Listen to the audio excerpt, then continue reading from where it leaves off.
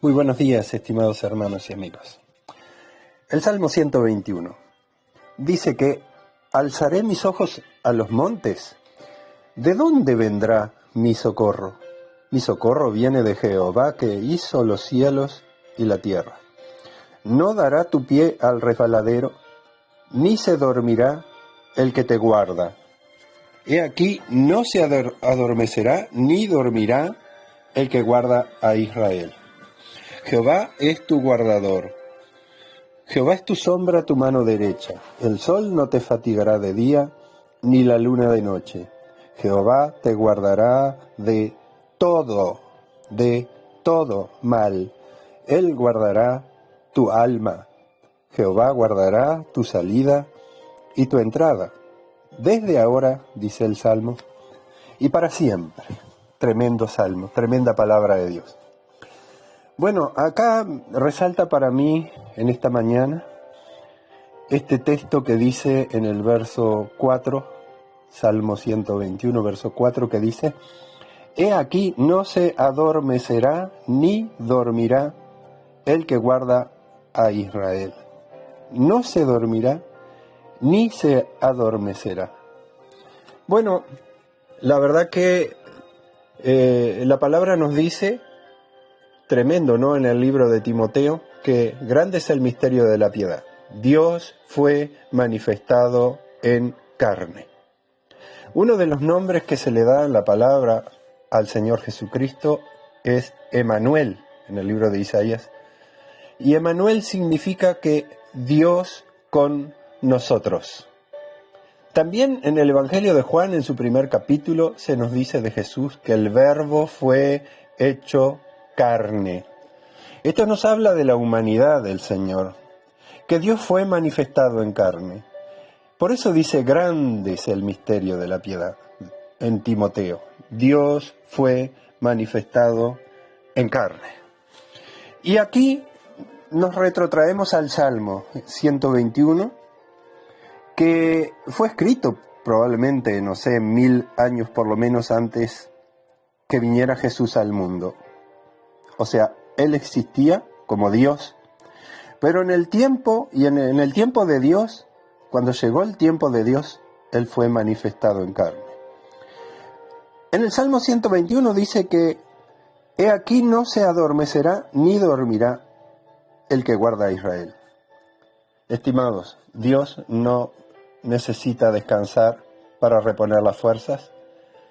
Él no hay algún momento que no puedas venir a Él porque está durmiendo. Él no se adormece, ¿verdad? Cuando uno se adormece está ahí en peligro de dormirse. Yo he tenido muchas veces riesgo.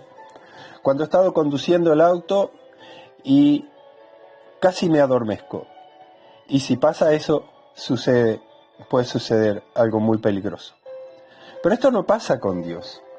Él no se adormece ni se duerme. Pero hay una historia cuando Dios manifestado en carne, ¿verdad? Cuando Jesús con sus discípulos, dice en el capítulo 8 del libro de Mateo, y verso 23, que entrando Él en la barca, sus discípulos le siguieron. Qué interesante, sus discípulos le siguieron. Y nosotros también estamos siguiendo a Jesús. Porque Él va delante de nosotros, porque Él es el buen pastor y las ovejas oyen su voz y le siguen. Nosotros somos seguidores. No le mostramos a Dios el camino. Nosotros no sabemos el camino. Nosotros no somos dueños de nuestras vidas. Nosotros no podemos, de alguna forma, plantearle a Dios lo que podría ser posible que hiciéramos. No, nosotros somos seguidores. Y entrando Él en la barca, sus discípulos le siguieron. Y ellos no saben lo que va a suceder ni a dónde van. Jesús no le dijo que iban a cruzar el mar para ir a libertar a un hombre que estaba completamente endemoniado. Pero ni saben qué va a suceder en el trayecto. Y así es con nosotros. Nosotros no sabemos. Estamos siguiendo a Jesús, pero nosotros no conocemos el futuro. Nosotros no sabemos qué hay en el camino, qué puede suceder. Pero lo importante es que Jesús esté en la embarcación. Entonces dice que se levantó en el mar una tempestad tan grande que las olas cubrían la barca. Una tempestad, no una tempestad común y corriente, era muy grande tempestad. Podemos imaginar los rayos, los truenos, las olas, el barco subiendo y bajando en medio de ese mar turbulento. Pero dice la palabra, pero él dormía. Qué tremendo, ¿verdad? Dice que él dormía en la embarcación, a pesar de la gran tempestad. Y vienen, dice en el verso 25, vinieron sus discípulos y le despertaron diciendo, Señor, sálvanos, que perecemos. Él les dijo, ¿por qué teméis, hombres de poca fe? Hombres de poca fe. Tenían fe, pero no era suficiente en ese momento. Entonces levantándose, reprendió a los vientos y al mar, reprendió, tomó autoridad, él, con su palabra, él mandó. Entonces se hizo una grande bonanza. Y los hombres se maravillaron diciendo, ¿qué hombre es este que aún los vientos y el mar le obedecen? Aquí hay una palabra de gran consuelo para nosotros, saber que el viento y el mar le obedecen. No importa qué olas se han levantado en estos días en el mundo entero, qué tempestad, qué rayos, qué truenos, qué olas, y parece que nuestra embarcación también está en riesgo de naufragio. Pero saben, en primer lugar, el barco no va a naufragar porque Jesús está en el barco. Si Jesús está en tu vida, si Jesús está conduciendo, si el Señor te mandó a que le sigas y lo estás siguiendo al Señor, y estás atravesando una tempestad, como pienso que estamos atravesando en este momento, lo que nosotros podemos tener seguridad en nuestro corazón es saber que Jesús está en la embarcación. Así que no vamos a naufragar. Y la segunda cosa que podemos tener seguridad es que Él gobierna, el cielo gobierna, no se le ha ido de las manos a Dios el mundo. Esta tempestad que ha venido, esta situación mundial, Dios no está nervioso paseándose en el cielo y viendo cómo voy a arreglar este asunto. Dios está en el trono, Él gobierna, Jesús está sentado a su lado derecho, resucitado de entre los muertos. Jesús tiene un nombre que es sobre todo nombre, el cielo gobierna. Y el Espíritu Santo está aquí. Y hay ángeles del cielo para cuidarnos también. Entonces, tenemos la seguridad que no importa qué tempestad surja en el camino, porque estamos marchando en el propósito de Dios. Hay cosas que deben ser hechas todavía antes que la iglesia se va de la tierra.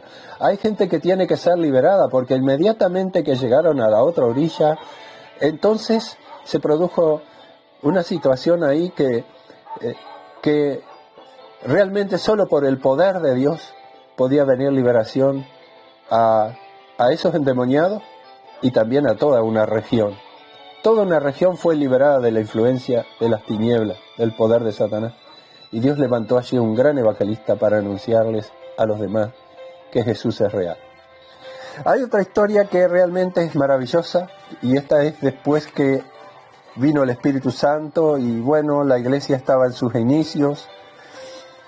Y siempre hubieron opositores y la religión organizada de aquel tiempo se levantó contra la iglesia que estaba moviéndose en el poder de Dios y tomó a uno de sus líderes y lo mató. Dice acá en el capítulo 12 del libro de los Hechos, que verso 6, que cuando Herodes, que era aquel gobernante, ¿verdad?, en los tiempos del Señor Jesús y también de la iglesia del principio, que Herodes le iba a sacar aquella misma noche y estaba Pedro durmiendo entre dos soldados. Bueno, esto comienza un poco más arriba en el capítulo 12 del libro de los Hechos, que dice que en aquel mismo tiempo el rey Herodes echó mano a algunos de la iglesia para maltratarlos. Y miren lo que dice, que mató a espada a Jacobo, hermano de Juan. Allí murió uno de los discípulos de Jesús. Usted dice, ¿cómo es posible esto? Bueno, nadie va a morir, ningún seguidor de Jesús va a morir hasta que Dios lo determine antes de su tiempo. Ese era el plan de Dios para ese siervo, para ese seguidor, para ese discípulo. Como muchos de nuestros hermanos han dado su vida, en el siglo XXI muchos han muerto por la persecución, pero esto es asunto de un análisis más extensivo. Entonces él mató a espada a Jacobo, y verso 3 dice que viendo que esto le había agradado a los judíos, procedió a prender también a Pedro. Era tiempo de la Pascua en ese momento, y verso 4 dice que habiéndole tomado preso, le puso en la cárcel, entregándole a 4 grupos de 4 soldados. Es decir, había 16 soldados en turnos para cuidar a Pedro, para que no se escape. No sé cómo se podía escapar de una cárcel tan custodiado en forma natural, imposible. Así que Pedro estaba en peligro también de ser muerto, de que lo mataran. Y eso, ¿qué produciría en tu vida si te pasara esto a ti, que te encarcelaran por ser cristiano, estuvieras bajo la guardia de soldados en turno y sabiendo que te espera una muerte segura? Así que dice en el verso 5 que Pedro estaba custodiado en la cárcel, pero la iglesia hacía sin cesar oración a Dios por él. Gloria a Dios, la iglesia estaba orando. Y cuando le iba a sacar, aquella misma noche estaba Pedro durmiendo entre 2 soldados, sujeto con 2 cadenas, y los guardas de delante de la puerta custodiaban la cárcel. ¿Qué estaría pasando con cualquier persona, contigo, conmigo, si esa fuera nuestra situación? ¿Será que pudiéramos nosotros dormir en esa noche? ¿Cómo podría ser posible pegar los ojos, dormirse, cuando está en riesgo tu vida, cuando estás encarcelado, cuando sabes que han matado a otros de los seguidores de Jesús y que te espera una muerte segura?